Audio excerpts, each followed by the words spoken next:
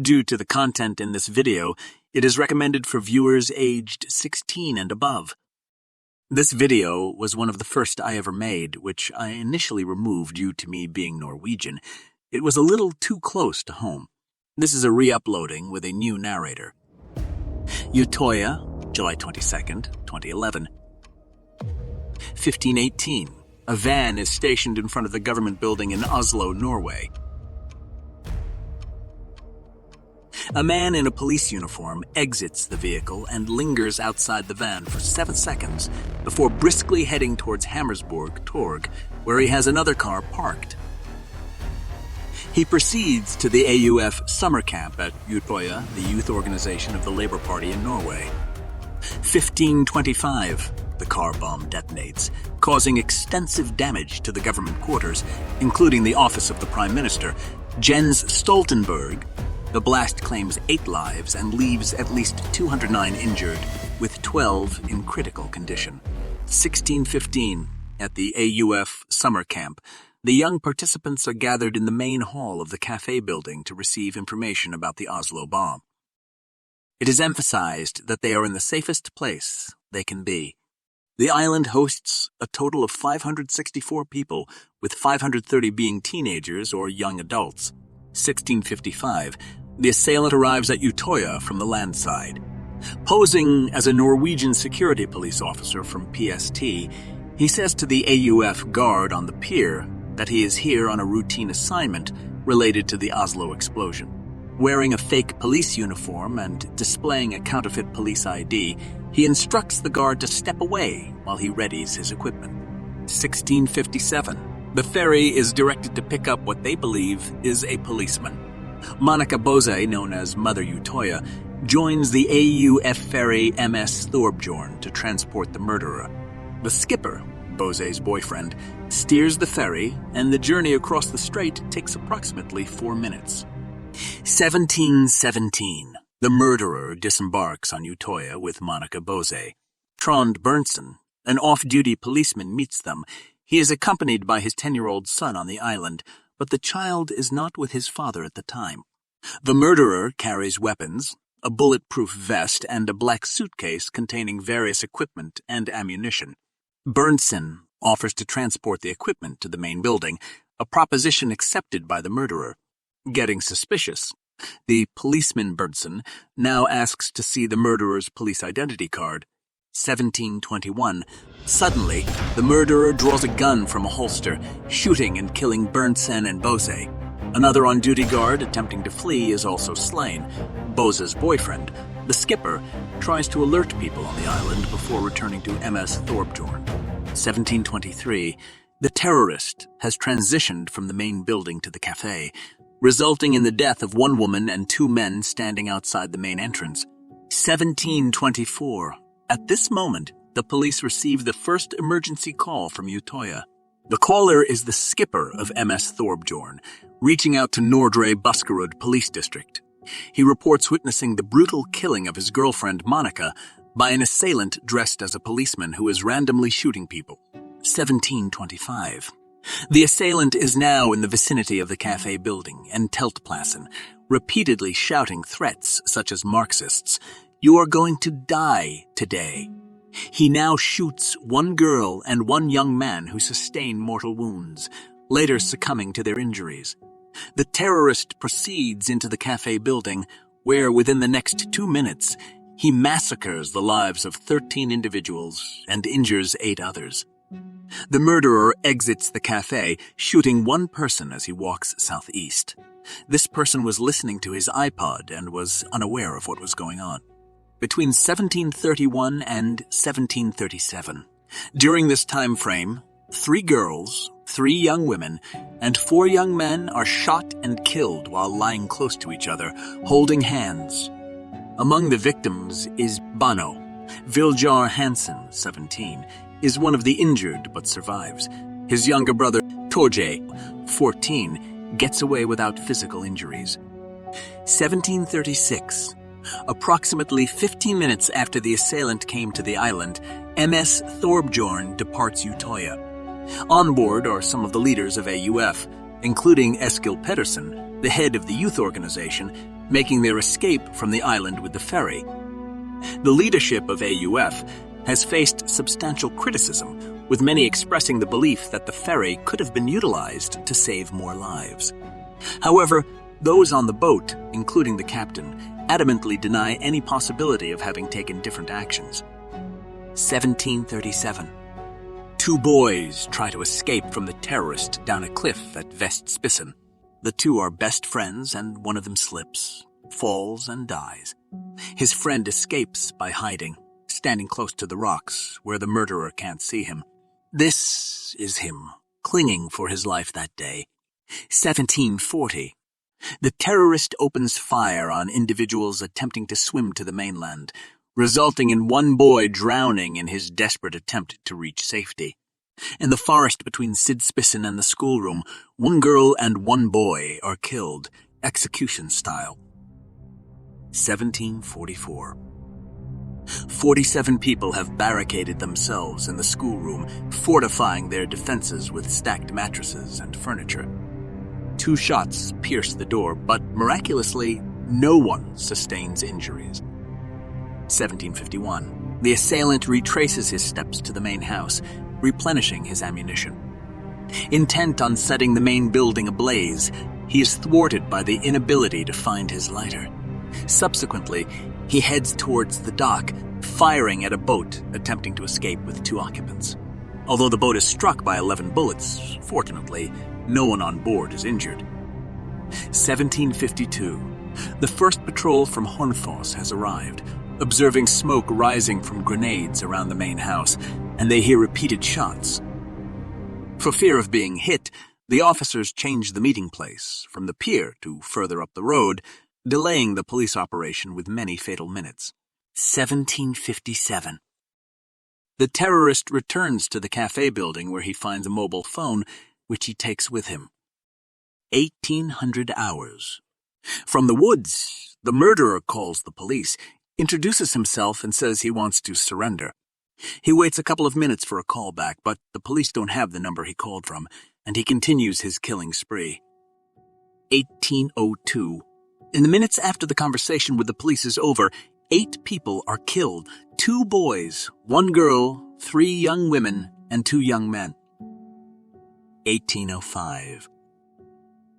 The first force from the emergency response team, which arrives on the landward side of Utoya, first drives to Advika camping, though they soon turn around and drive another 3.6 kilometers to Storia.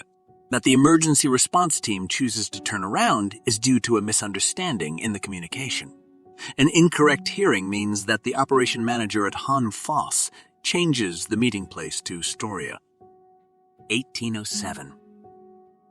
From the same place that the police have just driven away from, cold, wet, and exhausted young people are helped up to the pier at Advika camping. They are rescued ashore by private boat owners who are risking their lives and picking them up as they swim away from Utoya. 1813. 3 boys, 2 girls, 3 young women, and 5 young men are now killed, while 1 young man dies while trying to escape in a boat towards the mainland. Close by, 3 other people are also shot. 1815. The rubber boat from the police at Hornfoss has arrived by sea and finally begins its journey to the island. On board are 10 heavily armed and special-trained officers from the special unit, the emergency squad. 1819. The boat's engine succumbs to the weight of the police officers, less than a kilometer from Storia, causing it to come to a halt. The officers then transfer to another boat that comes to their rescue. Unfortunately, the second boat also cannot withstand the weight. Meanwhile, the murderer fires shots at both people and boats, resulting in 2 injuries. A news helicopter captures the shooter on video as he reaches the location where he had earlier killed 5 people. 1826. The murderer makes a second call to the police, introducing himself and declaring that his operation is complete. He expresses a desire to surrender and requests to be transferred to the leader of the emergency response team. Despite asking the police to call him again, he hangs up while the operator mentions they don't have his number. The emergency response team, en route to Utoya, divides into 2 boats, rapidly approaching the island. 1828. Terrified young people wrongly inform the police that the murderer is located north on the island. The special police force rushes in that direction. However, about a minute later, the officers hear shots and witness impacts in the water at Sidspissen in the opposite direction. 18:30. Now 2 girls, 2 young women, and 1 boy are killed, with 6 people sustaining serious gunshot wounds. Cecilie Lee takes refuge at Sidspissen with her friend Andrin, who tragically loses her life while she herself is shot in the arm, shoulder, and jaw. Trond Bernson's 10-year-old son, whose father was one of the first killed, stands terrified in the water at Sidspissen. In a horrifying moment, he had witnessed the cold-blooded shooting and killing of 5 people right in front of him. "Do not shoot me," the boy shouts to the murderer, and does what he can to show the killer how small he is. Remarkably, the 10-year-old is spared, as the murderer, later explaining in court, deemed it morally wrong to harm a child. During interrogation, the killer claims to have saved the lives of the youngest children, contending that they were too young to have been indoctrinated by the Labour Party, but also contradicting himself, as the youngest victims he had shot at point-blank range were only 14 years old. The officers from the emergency response team are now 300 meters from Sidspissen, where the murderer continues to shoot. They rush to the scene while shouting, "Armed police!" 18:34.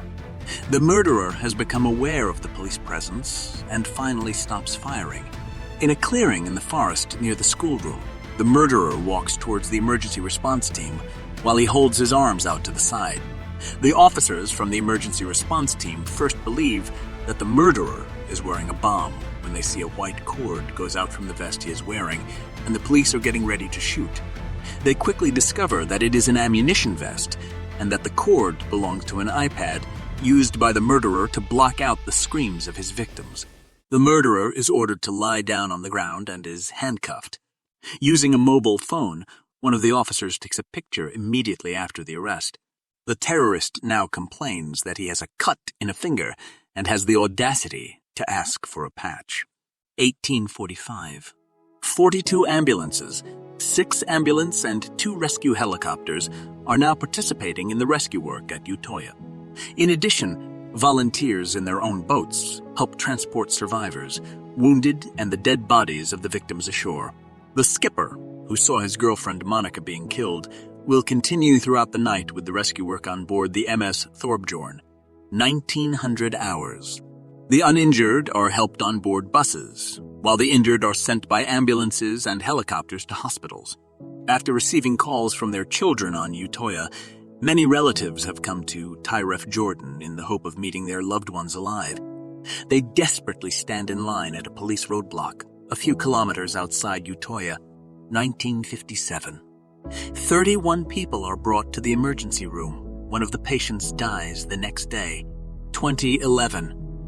The survivors are transported to Sunvolden Hotel, which is located just over 6 kilometers from the island, and the relatives are also sent here.